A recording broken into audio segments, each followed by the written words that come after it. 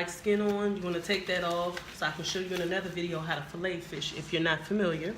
But the first thing we're going to do is we're going to pat dry this fish. Just want to make sure it's nice and dry. Flip it over. Same thing with this side. It's just been freshly rinsed in some cold water. So that's pretty much how you prep the fish beforehand. And you want to just remove any scales that may be present on the fish. Alright, so next what we're going to do is season the fish. So, I have on the fish.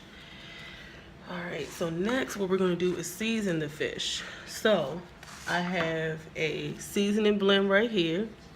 It has a lot of different things in it. Rosemary, curry seasoning, seafood seasoning, cayenne pepper, onion powder, garlic powder, salt, rosemary salt. And it has one special ingredient, which I'm not going to tell y'all because I don't want y'all making this at home. No, I'm just playing.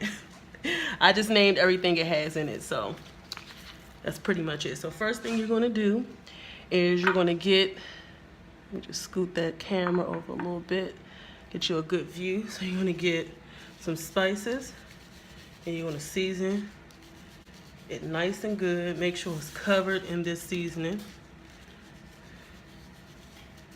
We're gonna get this fish nice and seasoned real well. And you want to just cover it, kind of rub it in. Make sure you get in the front right here too, because you want this thing to be fully seasoned. And don't be afraid to over season because there's not a lot of salt in this seasoning, so it's not going to be over salted. Really, you're just doing it for flavor. Okay, so then you're going to flip it over, and we're going to do the same thing for the back. We're going to do a little less seasoning on the back because we don't want it to stick to the pan. Alright.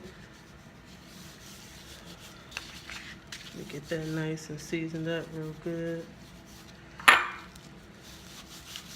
Okay, massage that in. And this is good to go. Season on both sides. Alright, so now that we've got the dry rub on, we have a wet rub here too that we're going to put on it. So this is dill, rosemary, thyme, oregano, garlic, fresh squeezed lemon juice. So I'm going to do 1 tablespoon on each fillet.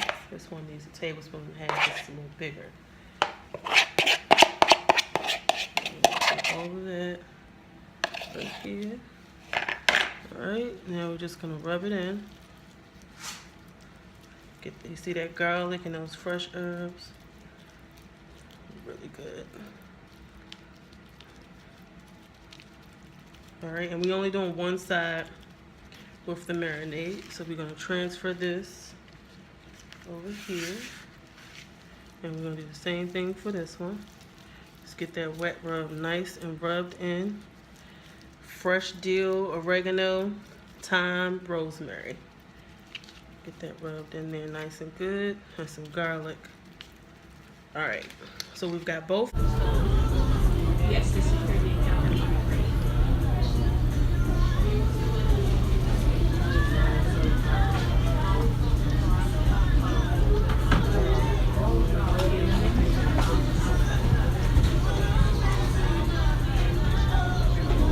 Router. For some reason, your router. I need for you to go to your router. Do you know where your router is located? Now the key to cooking really good fish and also making sure the presentation is well is, for me, I like to keep the skin on the fish because it keeps the fish together. If you take the skin off before it's finished cooking, it'll crumble apart because, you know, this is a very fatty and flaky fish. So I like to keep the skin on while it's cooking. And then another tip I like to give out too is that you don't want to do too much moving around in the pan while it's in here cooking. You really want it to stay. Alright guys, so we are removing this from the pan and transferring it to a plate. Alright, look how pretty that is on the other side. Okay, so I went on ahead and I rinsed out my pan. I did not use any soap when I rinsed it out.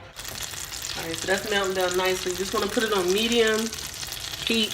Let it get nice and acclimated with each other. The butter, the olive oil is going to be really good.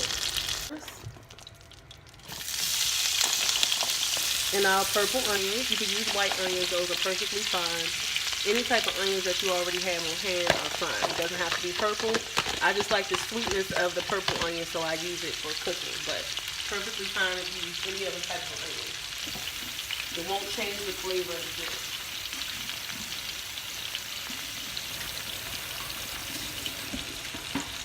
Alright, so now, while your peppers are getting acclimated and getting cooked, so this is curry powder that I've made myself. I'm going to list the recipe on my profile, so you can make curry powder at home on your own. You don't have to buy it from the store. Then you're going to do about a teaspoon. Let's go ahead and go for 2 teaspoons. I really like this stuff. You're going to do 2 teaspoons of curry powder.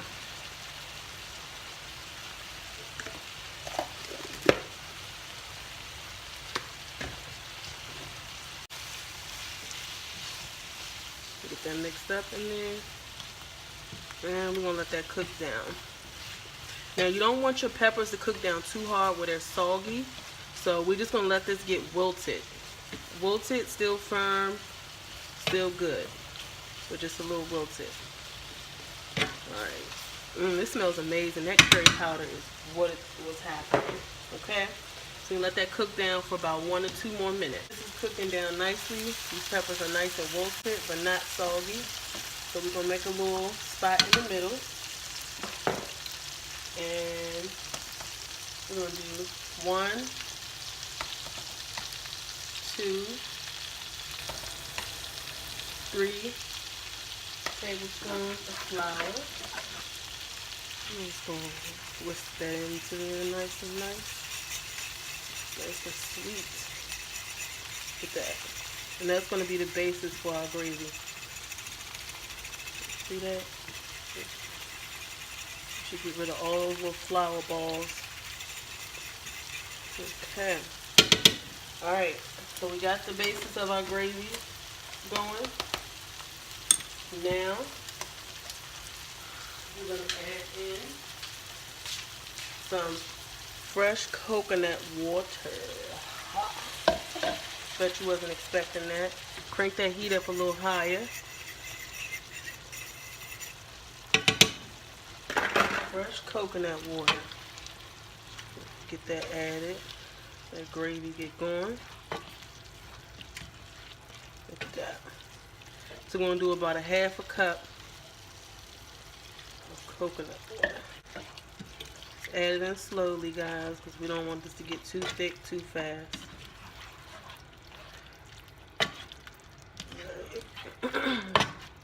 I'm gonna let this cook for about 1 more minute because this is already done and ready. We don't want the, vegetables and stuff to overcook.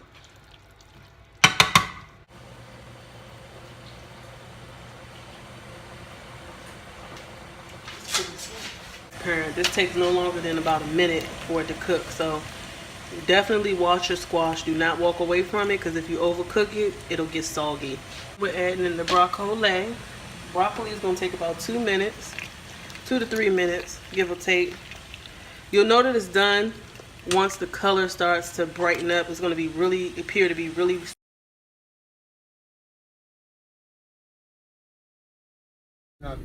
And there you have it. Bon appetit.